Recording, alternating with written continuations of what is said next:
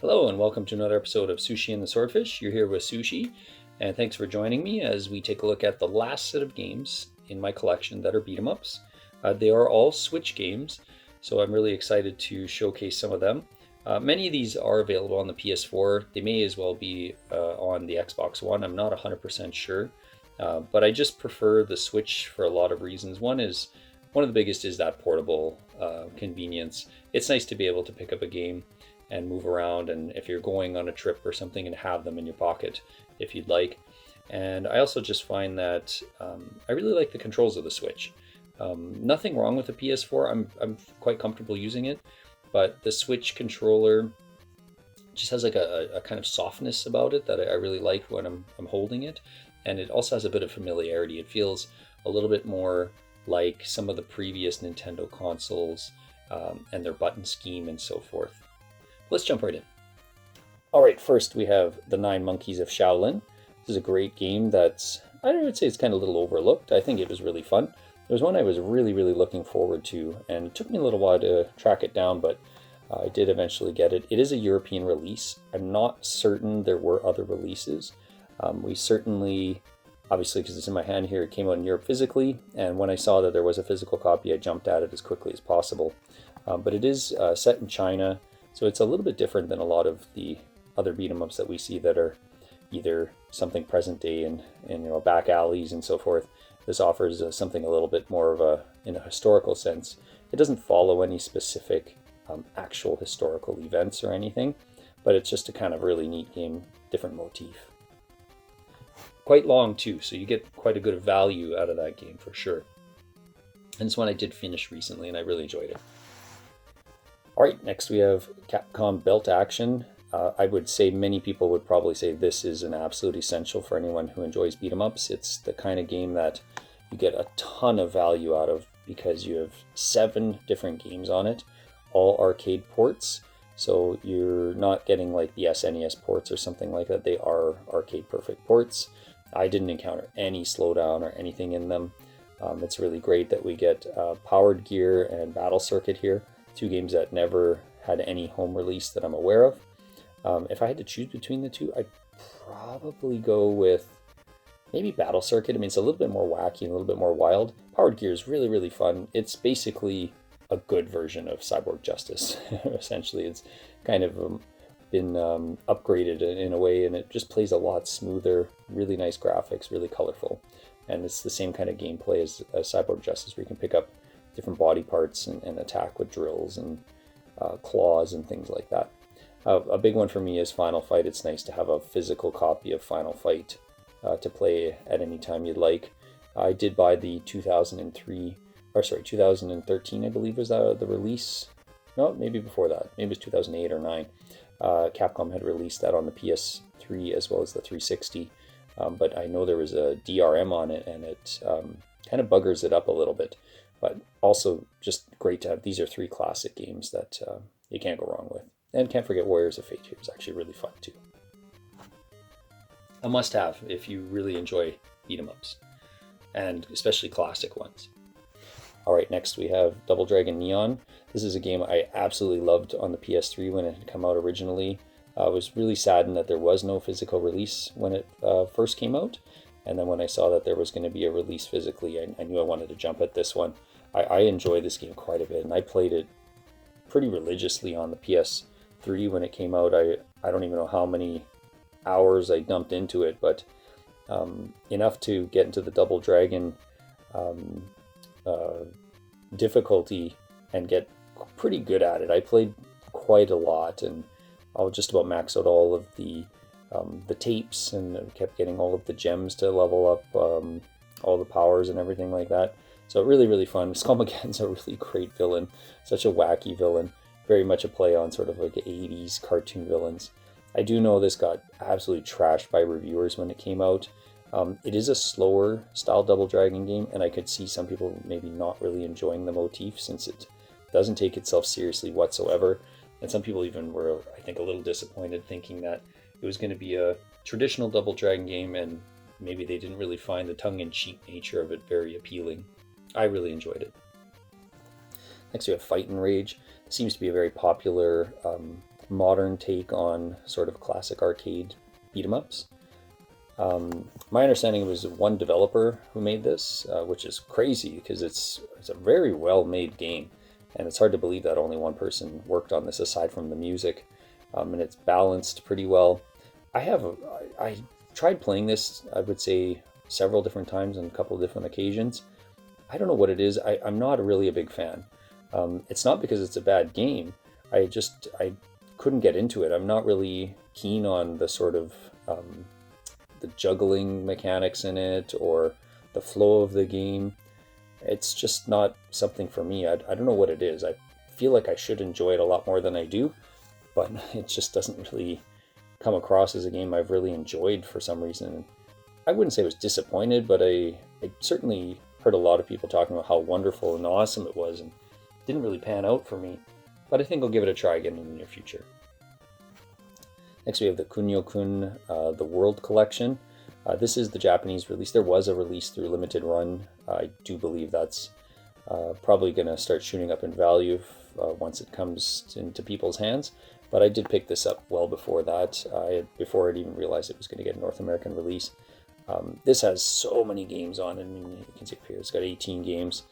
We do have a bunch of the English releases. You get all 3 Double Dragon NES titles, then you get Renegade, Super Dodgeball, River City Ransom, Crash and the Boys Street Challenge. I haven't really bothered to play the Crash and the Boys game, but it's really great to have River City Ransom on here, on the go if you want it to be. And some of the other games are pretty neat, and some of them are just the Japanese versions of some of the English releases that came out. But there's an ice hockey game in here. There's, I believe there's a volleyball. I haven't had a chance to play them all. There's like the historical River City game, which I did see is getting some kind of release at some point in the near future. I don't know if it's coming out in English, but that'd be a really neat one to have. Pretty good collection. Now, I think this one might be debatable. I haven't had a chance to play it, unfortunately, since it's sealed.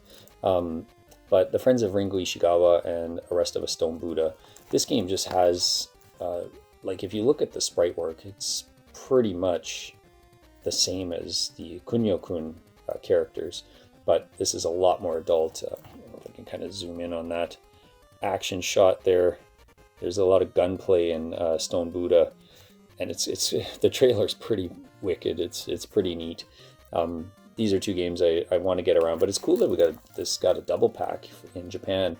North America did get a distribution for Ringo Ishigawa through Limited Run.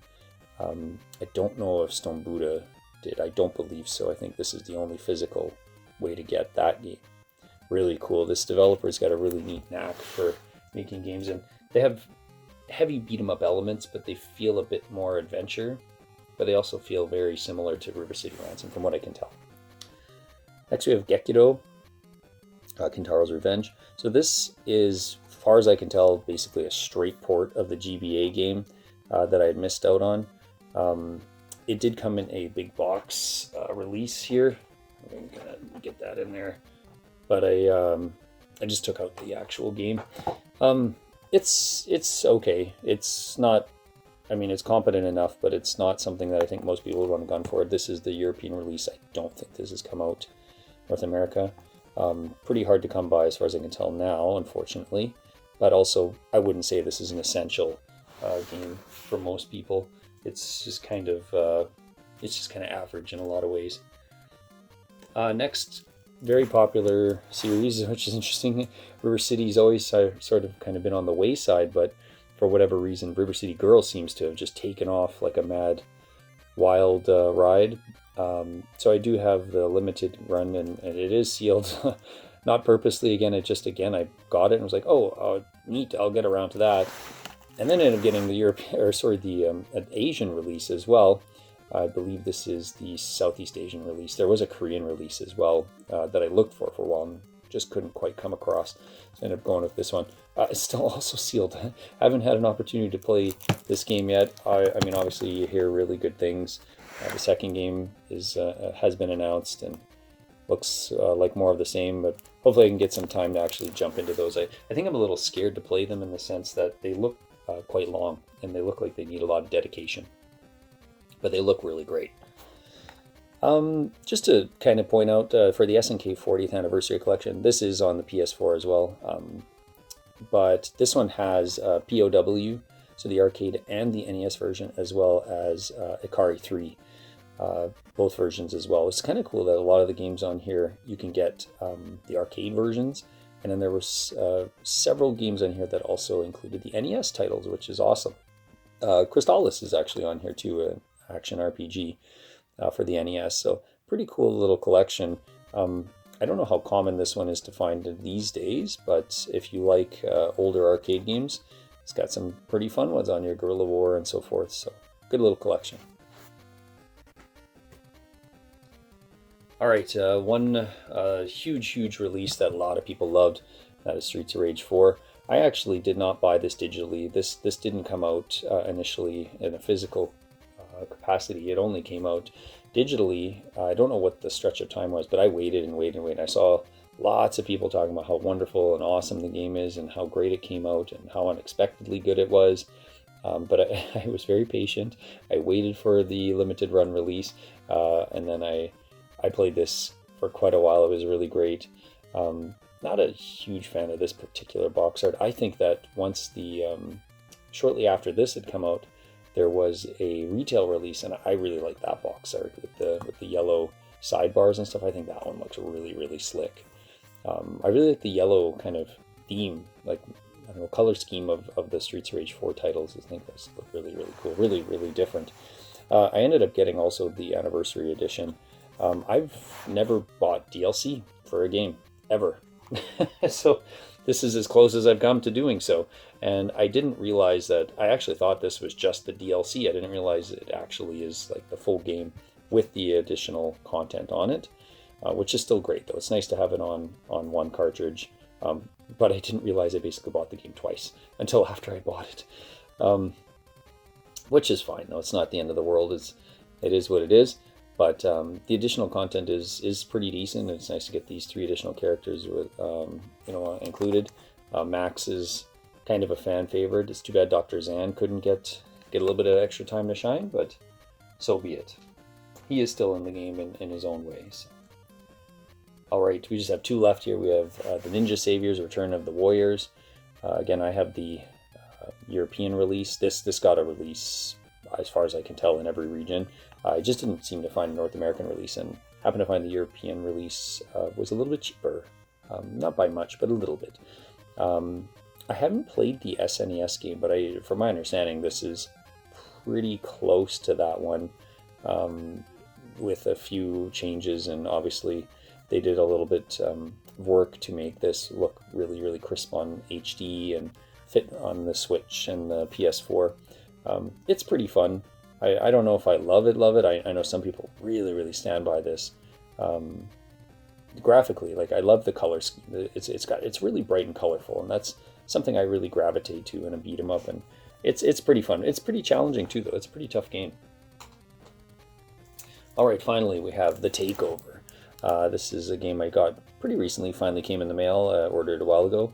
I know this is one that Swordfish, I think, is a little bit disappointed he didn't actually jump at. I did suggest it to him, and I tried to kind of point it out to him, but he ended up kind of passing on it. And after watching a trailer again, I think he saw that I got it, and he was kind of disappointed he didn't jump at it too. But it's kind of got a cool little mix-up of some different stuff here. One of the things that sold me on is I remember seeing looks like there's an afterburner type stage, and I thought, okay, that's pretty neat. And then it looks very much like Streets of Rage in a lot of ways. So I haven't had a chance to get at it yet. As you can see, this one's also sealed, but this is one I do plan on jumping into as soon as possible, and giving it a try. And I really like the color scheme of this, and the characters look really kind of basic, but I do like the characters that they have included. I think it's 3 main characters, so this one looks really great. Looking forward to this one. All right, well, thank you for joining me. That wraps it up. I do not have any other beat 'em ups. I'm still surprised at how many I actually stumbled across in my collection, and I look forward to getting into some of the ones I haven't had a chance to get into. Hopefully you enjoyed the video, and maybe you learned a few that maybe you were not familiar with. If you did, I'd love to get some comments on any of the videos, and I'm looking for suggestions too. The beat 'em up genre is a kind of weird one. kind of can find some games at reasonable prices, but it seems to be one that, because it's able to be such a pick up and play genre, even importing for this genre has kind of gone up in price quite a bit. I would say it's kind of on par with the shoot 'em up genre in that regard. There's shoot 'em ups still kind of hold the edge on price being a little bit higher, but there's a lot of similarities in this kind of being a sub genre of whether it's like, you know, the action or shooting genre or whatever you want to call it. But I really enjoy this genre. I hope you do too. And let me know if there's something that I should be looking out for that I need to get into my collection. So thank you for watching. Take care, and we'll see you down that road.